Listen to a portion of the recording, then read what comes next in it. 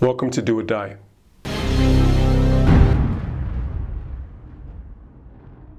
Thank you for taking the time to listen to this interview. Today, I'll be speaking to Jason. So Jason, please tell us what you do for a living.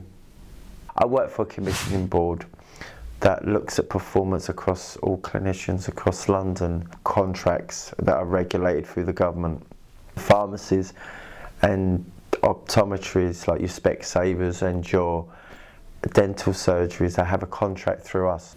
So what is Dietetics concerned with?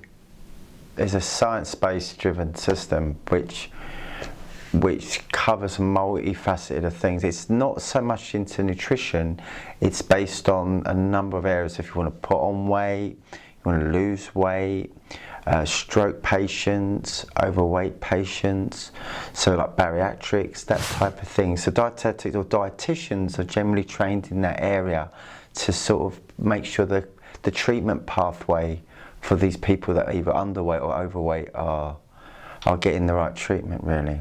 What would you say attracted you to this area? 2003 I got type 1 diabetes, and it changed my outlook in life totally.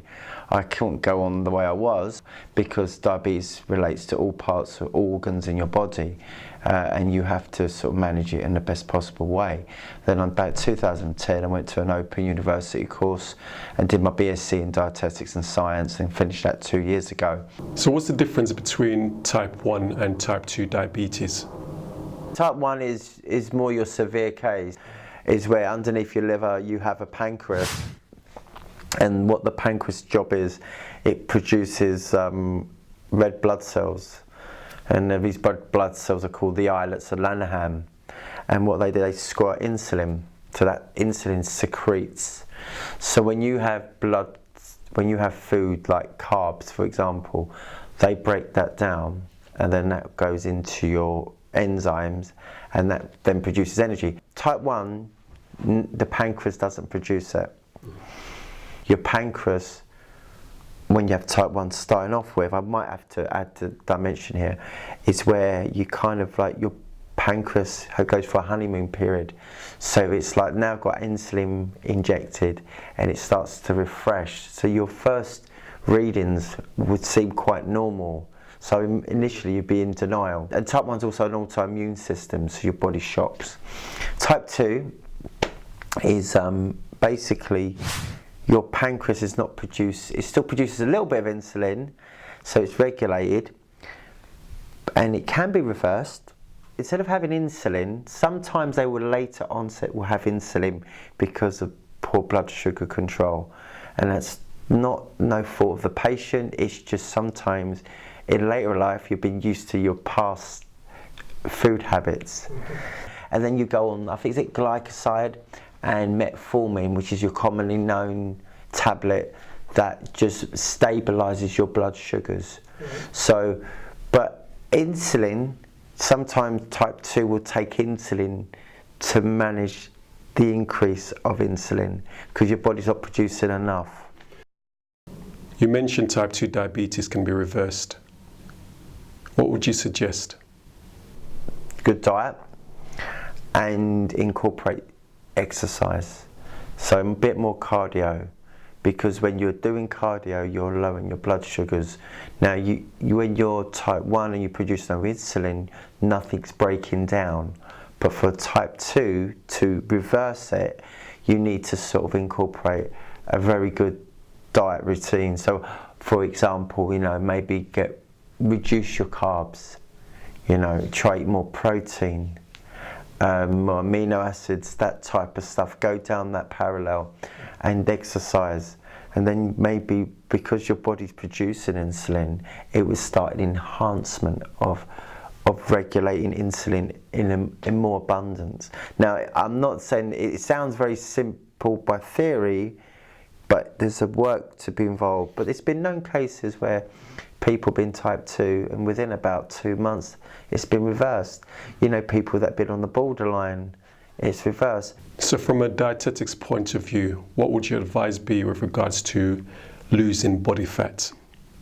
You have to be quite broad as a clinician or treatment therapist to sort of look at someone who's overweight. Generally look at their diet, put a treatment plan in place, like a diet plan, what they can do, eat at certain times, obviously follow the regime.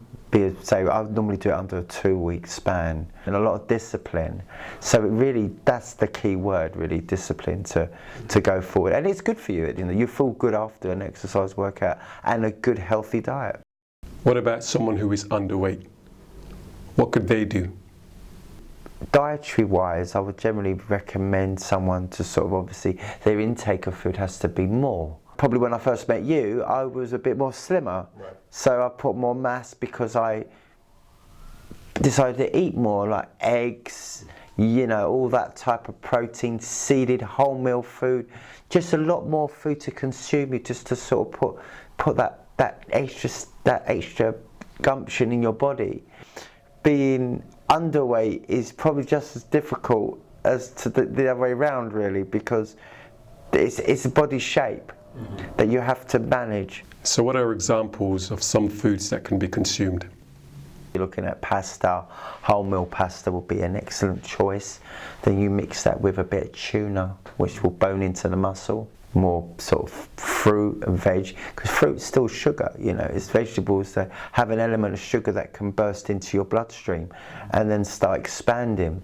To put on weight, I mean, obviously you've got to look at the running aspects. If you're cardio, you know, explosion in your muscles to make them bigger, that's a sort of thing. But in your terms of your eating side of habits, yeah, just sort of have a bit more gumption, a bit more richer food, you know, things that are going to do it. I mean, I'm not saying eat ice cream, but if you need to do that, then do that. But, you know, you have to look at the other pathway, because if you look at it more holistically, because that's what dietitians are and underweight people are, they have to enhance on their sort of food intake. I haven't given you a broad spectrum of food because it purely depends on the person. Off camera, we spoke about some of the struggles that you've gone through. This was very moving, and to me it also demonstrated the fragility and also the vulnerability of life in the world that we live in today. So please, could you share your story? I was clinically diagnosed by my GP in 2009. Life was not going anywhere. I was in a circumstance which we were probably both at play. I was in a long-term relationship, didn't work out, felt life failed me, I was angry with the world, blah, blah, blah. So I was just, my world collapsed. I found it very difficult to talk to anyone.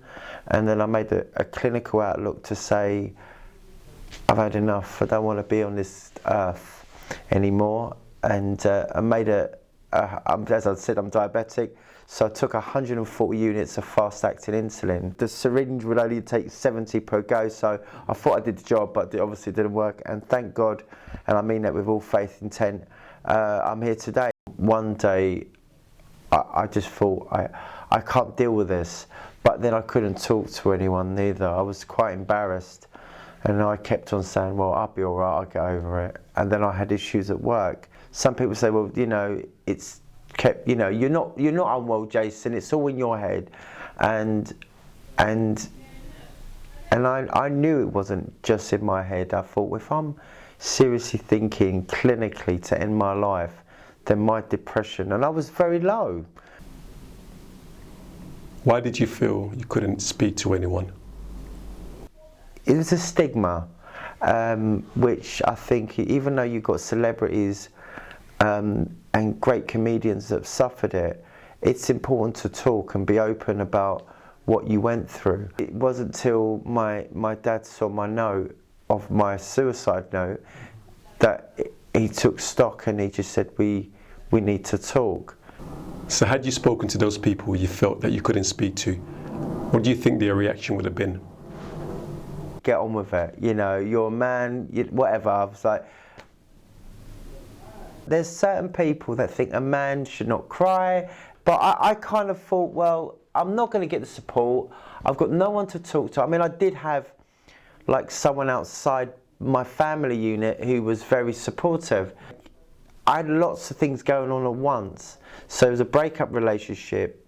almost having a family with that person, need I say any more than that, and thinking I failed life and let myself down. And then you've got people within your own network or your family unit not saying things that are quite damning. You know what, I might look like, you know, I'm a fit, healthy person on the outside, but on the inside I'm crying, I'm dying, I've got nowhere to turn. You know, I've got no one cares. Jason, listen, thank you for your honesty and your openness in an area that affects all sections of our society, and I'm glad you came through in the end. So how do you think physical activity helped to distract you from your struggles of mental health? For me, it was very much, it needed to balance and to encourage myself every time I was on that treadmill. But the focus with running and to do any form of recreational stuff like weightlifting, bench pressing, it did need your devoted attention, and it gives you a sense of purpose to sort of do it, and an achievement. Things like walking, running, cycling, any cardiovascular, swimming has that good purpose, great purpose to keep you attained and focused on what you want to get, which is the other side. So what does your training look like? I train every day, but not in intense levels, so say about 45 minutes to an hour. I start off with a cardio, so I go on the running machine, then I'll go straight to the bench, then I'll do some dips, some pull-ups, some wide laps, some pulls, and what I mean by pulls, like, you know, got the rope and you pull it down. I like to do bench pressing, the ab workouts, so I do various ab workouts like planks and stuff, dip in the bar, do the L shape, pull up of the bar. So really my focus is generally to have an all-round spectrum, and obviously to mix it up to achieve goals. So I need to shock the muscle, that's the most important thing. So if you're consistently lifting a weight that you once struggled with and now it's become easier, change it. That's how a 45 minute to an hour session, it's intense, but it's worth doing. Jason, thank you very much for your time in this interview, and once again for your openness and your honesty. Thank you very much for watching Do or Die, and I hope that you found this episode useful. I would be very grateful if you could please leave a comment, share, and subscribe for more content. Thank you.